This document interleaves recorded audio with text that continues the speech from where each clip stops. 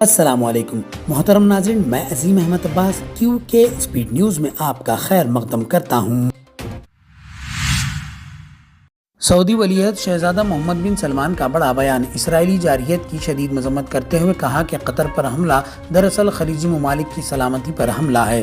انہوں نے یقین دلایا کہ سعودی عرب قطر کے ساتھ شانہ بشانہ کھڑا ہے اور ہر اقدام میں اس کی غیر مشروط حمایت کرے گا۔ غزہ کے نہتے عوام پر مظالم کو انسانیت کے خلاف جرم قرار دیتے ہوئے انہوں نے واضح کیا کہ فلسطین کی سرزمین صرف فلسطینیوں کی ہے اور ہمیشہ انہی کی رہے گی۔ دوحہ میں قطری وزیر اعظم محمد بن عبد الرحمن ثانی نے انکشاف کیا ہے کہ حماس کا دفتر امریکی درخواست اور مکمل شفافیت کے ساتھ قائم کیا گیا تھا تاکہ امن مذاکرات کے لیے رابطے کا باضابطہ چینل کھولا جا سکے۔ انہوں نے واضح کیا کہ اس اقدام کا مقصد حماس کی حمایت نہیں بلکہ خطے میں استحکام ہے۔ دوسری جانب اسرائیل نے قطر میں حماس پر دوبارہ حملوں کی دھمکی دی ہے، جس پر عالمی سطح پر سخت رد عمل سامنے آیا ہے۔ میکسیکو سٹی میں ہائی وے انڈر پاس پر گیس ٹینکر کے خوفناک دھماکے میں کم از کم 3 افراد ہلاک اور 70 سے زائد زخمی ہو گئے۔ دھماکے کے بعد پھیلنے والی آگ نے قریبی گاڑیوں کو لپیٹ میں لے لیا اور علاقے میں شدید خوف و ہراس پھیل گیا۔ حکام کے مطابق 19 زخمیوں کی حالت نازک ہے، جبکہ فائر فائٹرز نے جدوجہد کے بعد آگ پر قابو پایا۔ اگر مزید ایندھن میں دھماکہ ہوتا تو سینکڑوں جانیں ضائع ہو سکتی تھی۔ دوحہ قطر میں اسرائیلی وزیر اعظم نیتن یاہو کے بیانات کو غیر ذمہ دارانہ اور بے بنیاد قرار دیتے ہوئے سخت رد عمل دیا ہے۔ قطری وزیر اعظم شیخ محمد بن عبد الرحمن ثانی نے کہا کہ نیتن یاہو کو عدالت کے کٹہرے میں لایا جانا چاہیے کیونکہ ان کے اقدامات نے غزہ کے یرغمالیوں کی رہائی کی امیدوں اور امن کوششوں کو سبوتاژ کر دیا ہے۔ پیرس میں بجٹ کٹوتیوں کے خلاف لاکھوں عوام سڑکوں پر نکل آئے اور صدر میکرون سے فوری استعفے کا مطالبہ کر دیا۔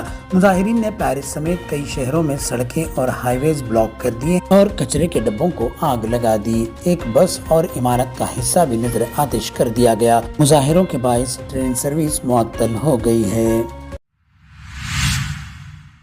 کھٹمنڈو میں سیاسی بحران شدت اختیار کر گیا۔ مظاہرین نے عبوری وزیر اعظم کے لیے کلمان گھیسنگ کا نام پیش کیا ہے، جبکہ فوجی ہیڈ کوارٹر کے باہر 2 گروپ آپس میں ٹکرا گئے۔ ادھر بھارتی سیاحوں کو نکالنے کے لیے انڈیگو کا چارٹرڈ طیارہ کھٹمنڈو پہنچ گیا ہے۔ وزارت صحت کے مطابق حالیہ احتجاج میں اب تک 34 افراد ہلاک اور ہزاروں زخمی ہوئے ہیں۔ نیپال میں حکومت مخالف پرتشدد مظاہروں کے دوران جیلوں پر حملوں سے افراتفری پھیل گئی ہے۔ اب تک 25 سے زائد جیلوں سے 15,000 سے زیادہ قیدی فرار ہو چکے ہیں، جن میں غیر ملکی بھی شامل ہے۔ کھٹمنڈو اور مختلف صوبوں میں جھڑپوں کے دوران 8 قیدی ہلاک اور درجنوں زخمی ہوئے ہیں۔ سیکورٹی فورس کو دوبارہ گرفتاریوں اور حالات قابو میں لانے کے لیے تعینات کر دیا گیا ہے۔ کانگریس کے رہنما راہل گاندھی نے دعویٰ کیا ہے کہ آنے والے دنوں میں وہ ووٹ چوری کے دھماکہ خیز اور فیصلہ کن ثبوت قوم کے سامنے پیش کریں گے۔ ان کا کہنا ہے کہ حکومتیں ووٹ چوری سے قائم کی جا رہی ہیں اور یہ ہائیڈروجن بم سچائی کو بے نقاب کر دے گا۔ اس دوران پورے ملک میں ووٹ چور گدی چھوڑ کا نعرہ گونج رہا ہے۔ آندھرا پردیش حکومت نے نیپال میں پھنسے اپنے شہریوں کو وطن واپس لانے کے لیے خصوصی اقدامات تیز کر دیے ہیں۔ کھٹمنڈو ایئرپورٹ سے ایک خصوصی پرواز 144 افراد کو لے کر پہلے وشاکھاپٹنم اور بعد میں تروپتی پہنچے گی۔ وزیر نارا لوکیش اور وزیر داخلہ انیتا اس آپریشن کی براہ راست نگرانی کر رہے ہیں۔ مسافروں نے وزیر اعلیٰ چندر بابو نائیڈو اور نارا لوکیش کا شکریہ ادا کیا۔ حیدرآباد کے یاقوت پورہ میں ایک 6 سالہ بچی کھلے مین ہول میں گر کر حادثے کا شکار ہوتے ہوتے بچ گئی۔ خوش قسمتی سے بچی کی ماں نے فوری طور پر اسے باہر نکال کر جان بچائی۔ واقعہ CCTV کیمرے میں قید ہو گیا۔ GHMC کے مطابق ہائیڈرا ٹیم نے صفائی کے بعد مین ہول کا ڈھکن بند نہیں کیا تھا۔ حکام نے اعلان کیا ہے کہ کل حقائق کی جانچ کے بعد ذمہ داروں کے خلاف کارروائی کی جائے گی۔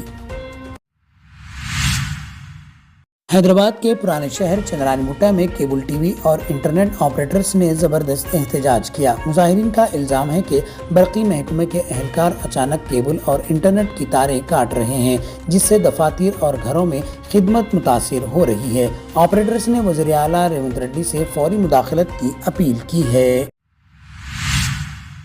آپ دیکھ رہے تھے QK اسپیڈ نیوز۔ اپنے دوست عظیم احمد عباس کو دیجیے اجازت۔ لیٹسٹ اپڈیٹ کے لیے ہمارے چینل کو لائک، شیئر، سبسکرائب کرنا نہ بھولیں۔